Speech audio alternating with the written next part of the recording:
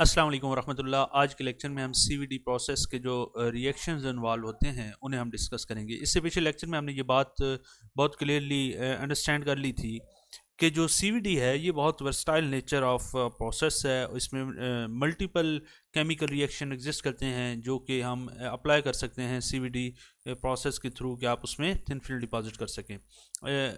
यानी इसकी कहना मैं ये चाह रहा हूँ कि इसकी जो केमिस्ट्री है वो बहुत ज़्यादा रिच है।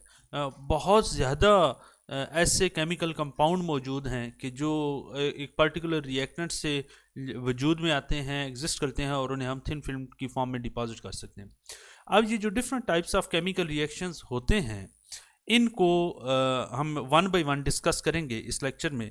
लेकिन उससे पहले एक बात आप ये अंडरस्टैंड कर लें कि हमारे पास जो केमिकल रिएक्शन होता है उससे हमने एक चीज़ को मेक श्योर करना होता है। मिसाल के तौर पे ये हमारे पास अगर रिएक्शन चैम्बर है, यहाँ पे हमारे पास ये सबस्ट्रेट है, इसके ऊपर अगर हमने थिन फिल्म डिपॉजिट करनी है तो ऑफ कोर्स मैंने बात की थी कि जो रिएक्शंस हैं वो केमिकली वो यहाँ से हम ट्रांसपोर्ट करके लाते हैं, इस सबस्ट्रेट के ऊपर लाते हैं। यहाँ पर सबस्ट्रेट जो कि एक एट हायर टेम्परेचर पे पड़ा होता है, ओवरऑल ये पूरा चैम्बर ही हायर टेम्परेचर पे होता है, लेकिन इस सबस्ट्रेट के ऊपर जैसे ही आके टकराते हैं ये रिएक्टेंट आते हैं, गैशियस रिएक्टेंट जब आते हैं तो यहाँ पर रिएक्शन होता है और जो एक दो प्रोडक्ट बनते हैं। मोस्ट केसेस में दो प्रोडक्ट बनते हैं कि जो सॉलिड प्रोडक्ट होता है ये इधर ही डिपॉजिट हो जाता है और जो गैस प्रोडक्ट होता है उसे हम वो ऊपर उठता है और उससे ये कैरियर गैस बाहर से निकल जाती है। ये प्रोसेस होता है। लेकिन हमने ये बात वहाँ पर की थी और यहाँ पर दोबारा हम रिवाइज करते हैं कि सीवीडी प्रोसेस में हमने ये मेक श्योर करना होता है कि जो न्यूक्लिएशन हो वो इस सबस्ट्रेट के ऊपर हो। यानी यहाँ पर जो दो मॉलिक्यूल्स आ रहे हैं, जो रिएक्टेंट आ रहे हैं, ओवरऑल तो आप देखें ना कि यहाँ पर जैसे ये नहीं हुए तो टेम्परेचर तो यहाँ पूरे चैम्बर में हाई है, तो इन रिएक्टेंट को इस चैम्बर में रिएक्ट नहीं करना। अगर ये इस चैम्बर में रिएक्ट करेंगे तो हमारे प्रिकर्सर का जो सॉलिड सब्सटेंस है वो ऑफकोर्स इसी के ऊपर आके गिरेगा, लेकिन जो डेपोजिशन है वो उस तरह की नहीं होगी जो कि यहाँ पे आके रिएक्शन होगा।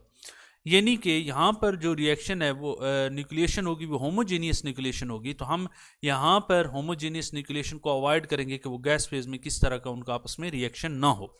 ये quality of thin film determine करेगा। जितने रिएक्शन इस गैसियस फेज में हो जाएंगे वो उतनी बैड क्वालिटी होगी थिन फिल्म डिपॉजिट होने की।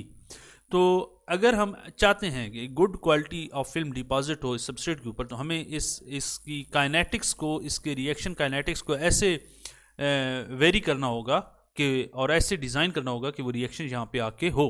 तो हम कहते हैं for deposition of good quality film homogeneous nucleation should be avoided. कहाँ अवॉइड करनी है? यहाँ गैस फेज में ना हो, यहाँ पर आके ऑफ कोर्स होगी और ये जो कि हेट्रोजीनियस न्यूक्लिएशन होगी।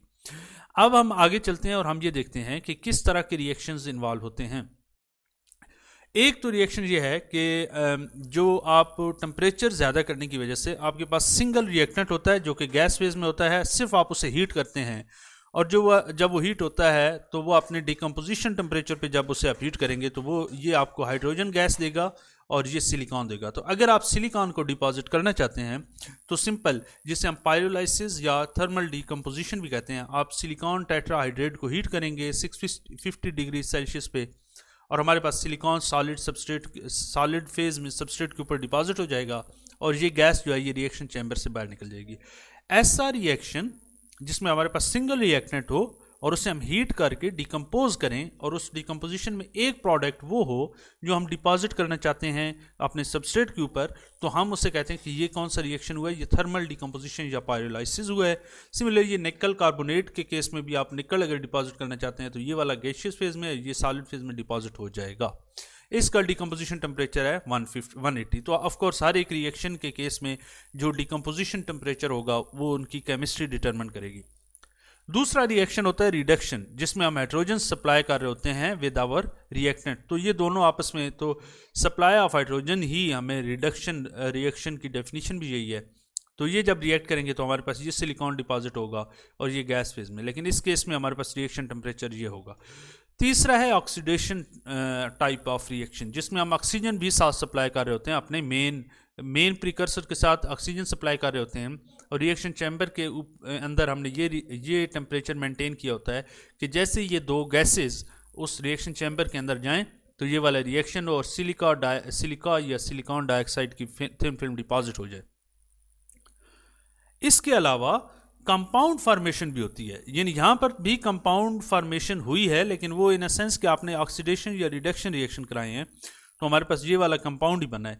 लेकिन कंपाउंड फॉर्मेशन में हमारे पास ऑक्सीडेशन या रिडक्शन के अलावा ऑक्सीजन या हाइड्रोजन के अलावा हम कोई थर्ड टाइप ऑफ कंपाउंड अपने मेन प्रिकर्सर के साथ भेजते हैं ताकि वो जाके रिएक्ट करे और हमारे पास एक न्यू कंपाउंड फिल्म डिपॉजिट हो। अगर हम सिलिकॉन कार्बाइड डिपॉजिट करना चाहते हैं तो हम सिलिकॉन टेट्राक्लोराइड और मीथेन को 1400 डिग्री सेल्सियस, जो कि हमारा सबस्ट्रेट का टेम्परेचर होगा, रिएक्शन चैम्बर का टेम्परेचर होगा, वहाँ पर जाके ये रिएक्शन होगा तो ये आपके पास डिपॉजिट हो जाएगी और ये बाय प्रोडक्ट होगा। डिस्प्रोपोर्शन या डिस्प्रोपोर्शनेशन रिएक्शन जो होता है उसमें हम क्या करते हैं कि आपके पास this is a type of decomposition reaction कि आपके पास एक कंपाउंड है, आप उसे हीट करते हैं और उसके नतीजे में आपके पास रिएक्टेंट जो है, जो gain germanium, let's suppose germanium iodide है, गैस फेज में आप जर्मीनियम डिपॉजिट करना चाहते हैं तो जर्मीनियम डिपॉजिट हो जाएगी और जर्मीनियम टेट्रा आयोडाइड हमारे पास रिजल्टेंटली हमें गेन होगा और इसे हम दोबारा यूटिलाइज कर सकते हैं रिएक्टेंट के केस में, इसे डिकम्पोज करके। रिवर्सिबल ट्रांसफ़र ये होती है कि आपके पास गैलियम,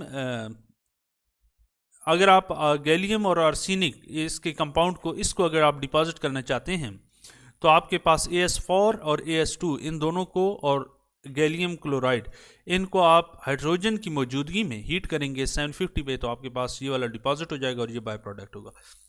कहने का मकसद ये है, इसकी होल समरी ये है कि a number of chemical reaction exist करते हैं, a very rich chemistry exist करती है मुख्तलिफ केमिकल कंपाउंड की। बल्कि मैं आपको आगे एक एग्जांपल और दिखाता हूँ कि ये कितना रिच प्रोसेस है। आप अगर डिपॉजिट करना चाहते हैं जस्ट सिलिकॉन डाइऑक्साइड की फिल्म डिपॉजिट करना चाहते हैं तो आप ये देखें कि टोटल 5 रिएक्शन यहाँ पर मेंशन की हुई हैं कि आप सिलिकॉन टेट्राहाइड्राइड की ऑक्सीडेशन भी कर सकते हैं, आप सिलिकॉन टेट्राहाइड्राइड की नाइट्रोजन ऑक्साइड, ये वाला कौन सा कंपाउंड वाला वो फॉर्मेशन वाला रिएक्शन है, वो रिएक्शन भी करवा सकते हैं, आप ये रिएक्शन भी करवा सकते हैं ये, लेकिन हर एक केस में आपको सिलिका मिल रही है। तो इसका मतलब ये है कि जो रिएक्टेंट आपके पास अवेलेबल हों आप उन रिएक्टेंट को यूटिलाइज कर सकते हैं। तो आपके पास मल्टीपल पैरामीटर्स हैं जिनके साथ आप प्ले करके आप सिलिका की फिल्म डिपॉजिट कर सकते हैं।